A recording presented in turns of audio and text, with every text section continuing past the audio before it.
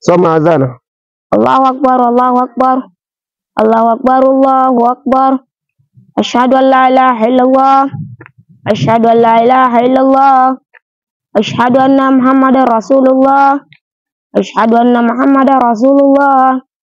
Hayya 'alas shalah, hayya 'alas shalah, hayya 'alal falah, hayya 'alal falah. Allahu akbar, Allahu akbar, la ilaha illallah.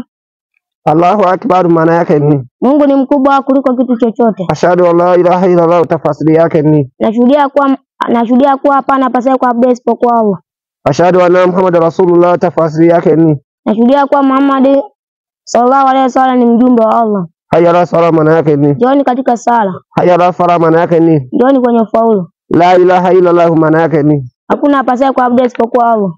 katika adhana ya alfajiri mwanzini anatakiwa kusema nini baada ya hayya ala fala?